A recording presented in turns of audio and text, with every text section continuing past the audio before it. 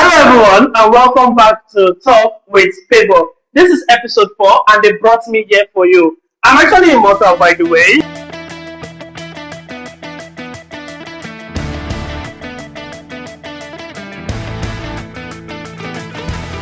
Hello, beautiful people. Welcome back to another episode of Talk with Favour.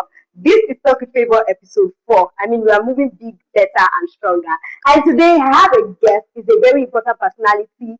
He's a public speaker, and he's someone that you really love to hear from him on this particular episode. And I have with me here Immortal! Are you sure? I don't understand. Like, are you sharing with God? How dare I? Why would I share name with Ah. It's actually not like that. So, Okay. the name Immortal was actually given to me by a client. I think that was in 2022. So Okay. then I was with the name Tim Mayo, which is my name, Timothy Mayo Miko. Okay. So when I wrote an anthology for him at that point in time, then his remark was, Timothy, you have a nice pen, and if you continue like this, your words will live long after you are gone. Wow. Keep on being immortal. And from there, I changed my name from Timayo to an Immortal's Ink, then the Immortal's Pen, then the Immortal Team. So it's actually the Immortal Team. But when I tell people I'm the Immortal Team, the next thing, Immortal Abi. Immortal. Why not? Let's just go with Immortal then. So yeah. Immortal. Yes, so we have Immortal on the show today. Yes, so the topic we're going to be discussing today is something very relatable. And when I mean relatable, it means that for those of you that are doing this thing, you guys, you need to sit back and watch this episode. Don't let me catch you running. Yes, so our topic for today is the difference between a creative and a creative. A creative and a creative. So I'll leave it to Immortal. Yeah. Hi, Immortal. Hi, Favour. Yeah, so when that topic, what do you think about the topic? The topic reminds me of what my mommy always say. You don't need to carry gun before you are a thief. Crack it.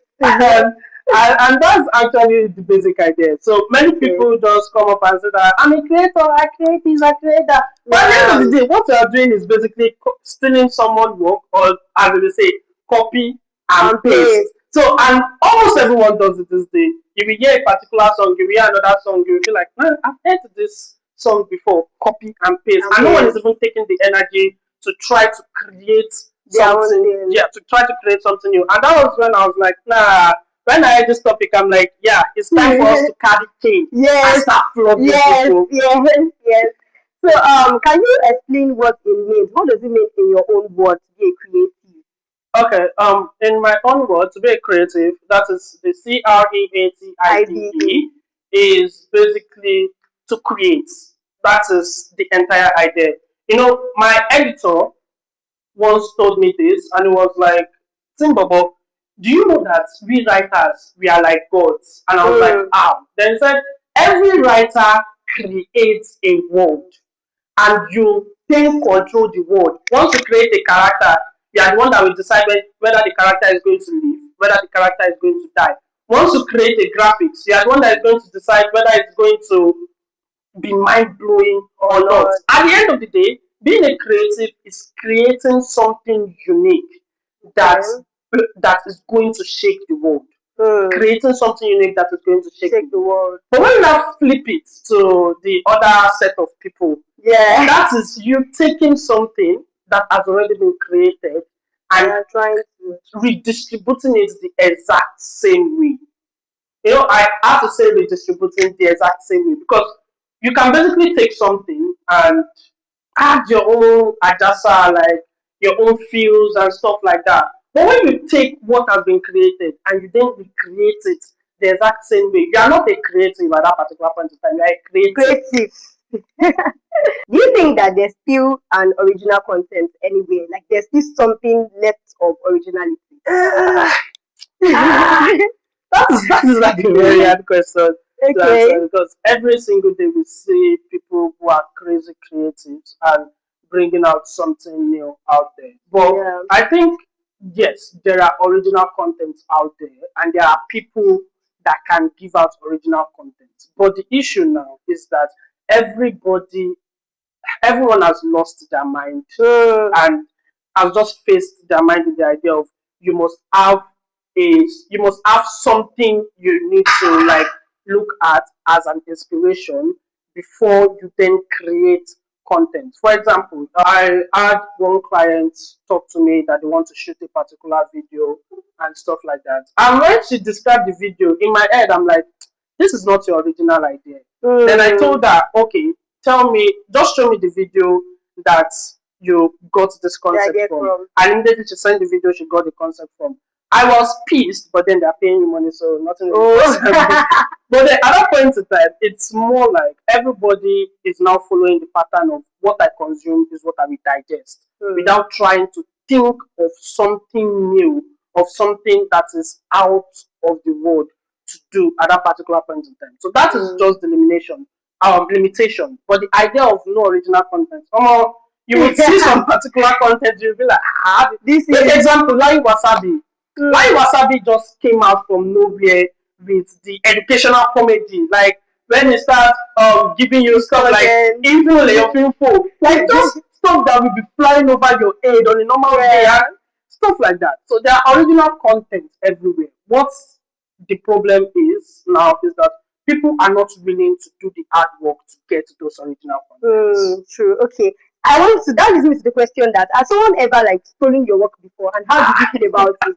If it has happened, how did you feel about it? Did you feel bad and you're like, oh, why is this person doing like this, or what does this mean? Does it make any sense? I mean, a lot of time. Around 2022, I was into poetry. So I write and publish around 2022. So there is this one of my books that was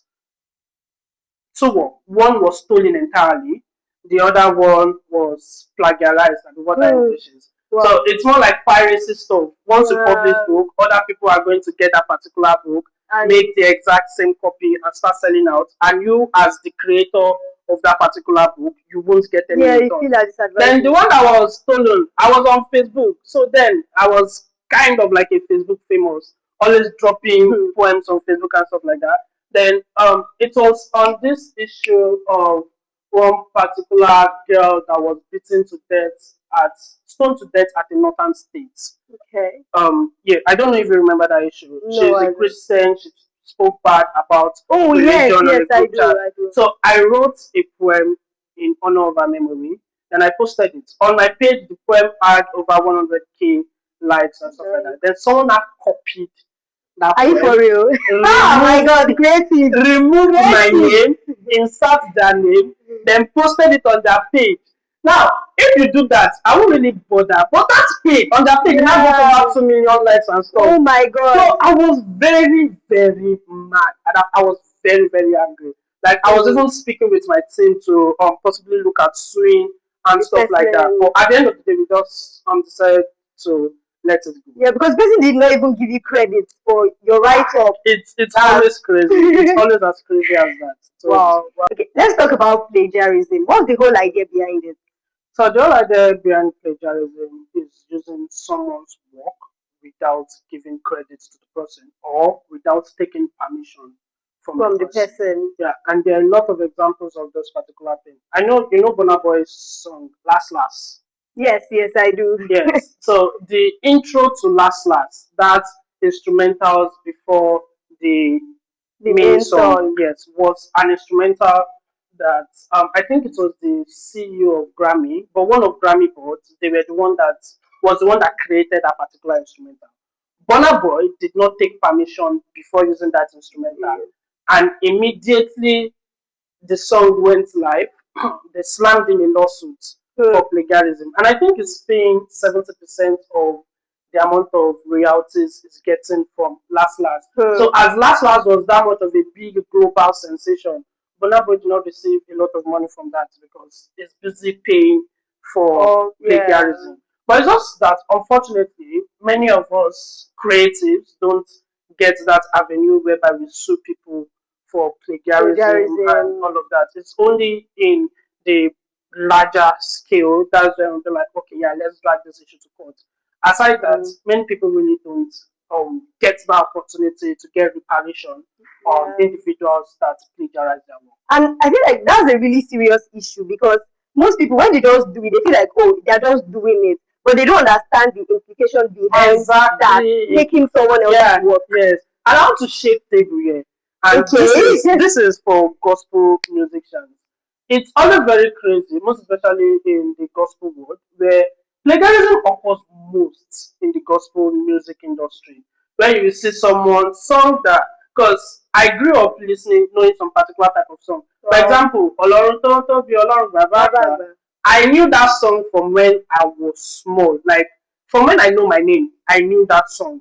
Then suddenly the song became a national sensation. Then when I checked up who sang the song, it was giving credit to a young fellow.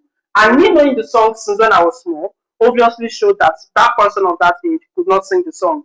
And issues like that happens. And yes, the most recent call out that happened in the gospel music industry was the one where Beautiful Nubia called out BBO and Yinka Ayefele, because Beautiful Nubia in 1970 something, I'm bad with it, sang this song, I'm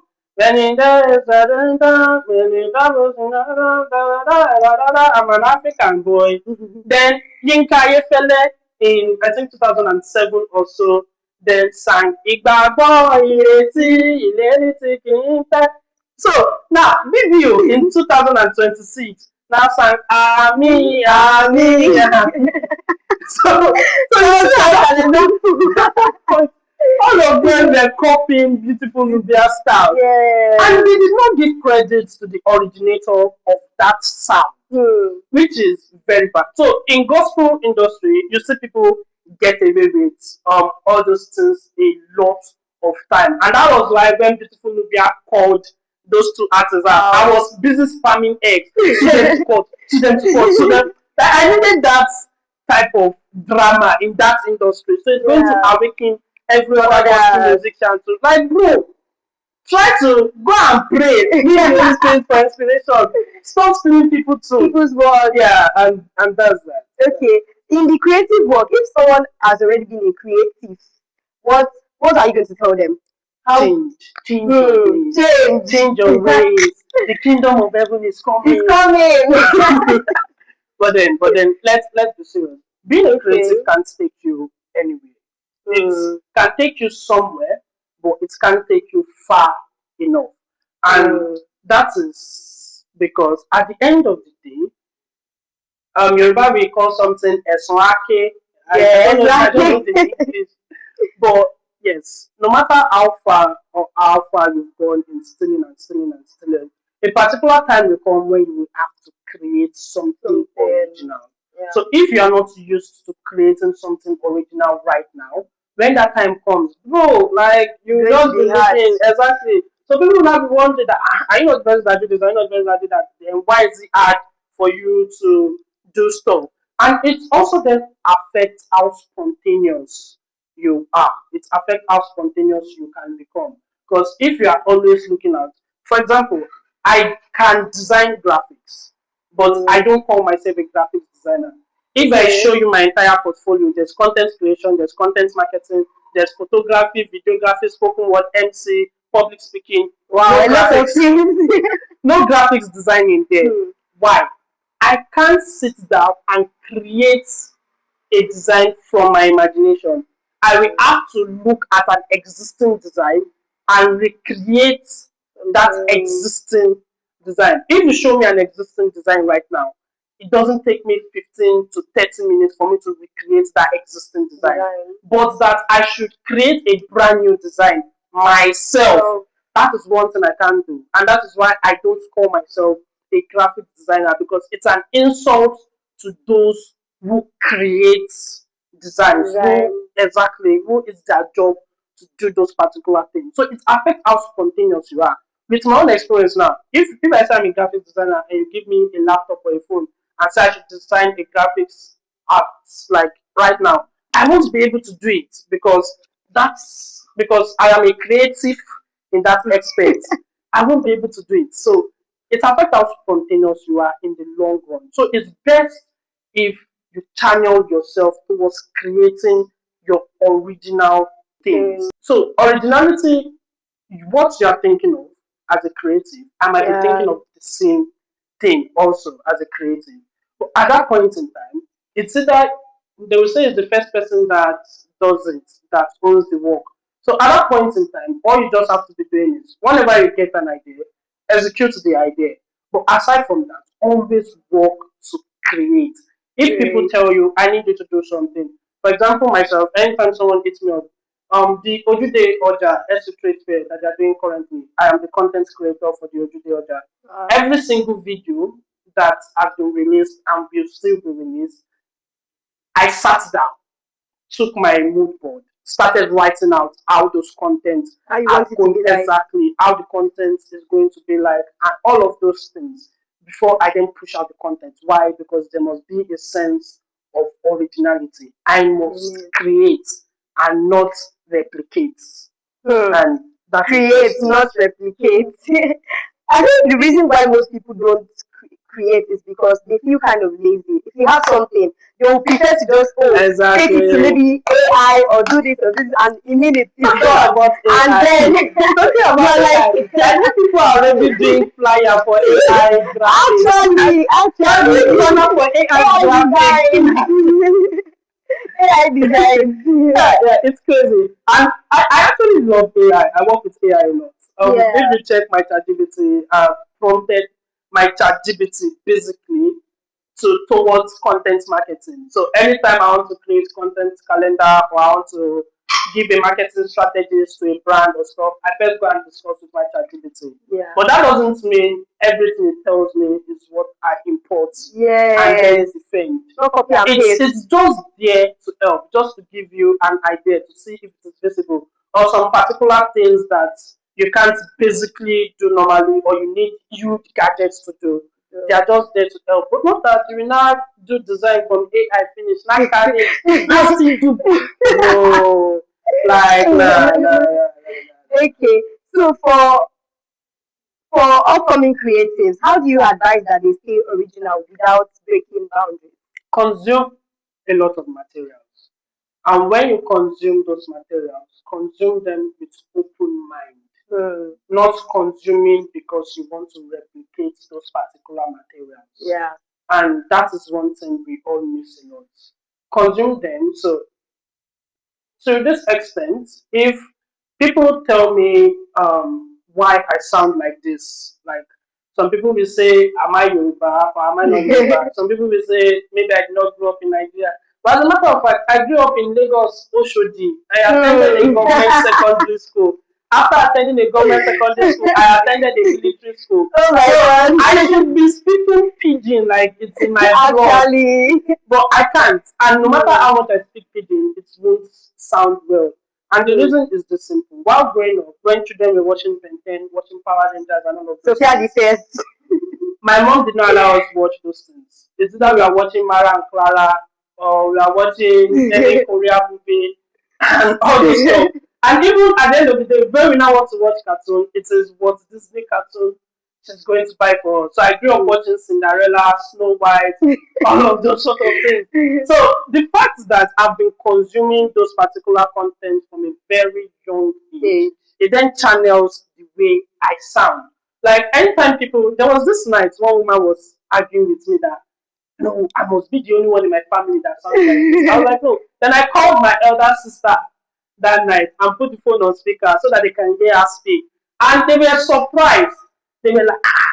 And that was because the both of us grew up consuming those particular content. And we consumed those contents with open minds. And consuming those contents with open minds made it part of us. And it being part of us, that's what then channels the way we sound, the way we behave, and sometimes the way we react at that particular point in time. So once you consume things with open mindedness, it at the end of the day becomes part of you. That when you are creating, you create with you create from yourself and not create from what you are seeing. And that is why you see, even in churches, sorry, I'm a big time church boy. Even in churches, there was a particular point in time when I was listening to Pastor Chris Oyakhilome a lot. And listening to Pastor Chris Oyakhilome a lot, anytime I'm about giving teaching, some people will tell me, are you attending Christ Embassy? And I'm like, no, I attend the Apostolic Church. I'm like, Another point is that it just shows that once you consume something with open-mindedness, that thing becomes part of you. But once you consume something just because you want to copy it, you won't have anything to go back to. Anytime you want to create something real, something you won't have anything to go back to. Okay. I've actually learned a lot just sitting with you, Immortal, and I believe that they know better and I know better. We all know better about being a creative and a creative. So I hope that if you're a creative, keep it up. And if you're a creative, please make sure you change. Please. We are begging. Thank you so much, Immortal. Thank you so much for being on the show. Thank you so much. So do you have any advice or any last words to say? One of my friends, they just always say, at the end of the day we end. Yes. That's a point. Just ensure you keep up with what you are doing, as long as you're not stealing, by the way. Yeah. If you're creative, keep on creating. If you're creative, please do better. Yeah. And I wanted to know, as a creatives, we face a lot of challenges. But you should bear this in mind. A friend of mine, Archbishop, will always say this quote: those who are meant for the top have an insane level of confidence in who and what they are meant to become. So as a creative, you should not let your views, you should not let people bring you down. Just have that confidence in who and what you are meant to become. And you will see yourself being the next big thing in this generation. Wow, I mean that is blowing my mind already. Thank you so much, Immortal. Thank you so much.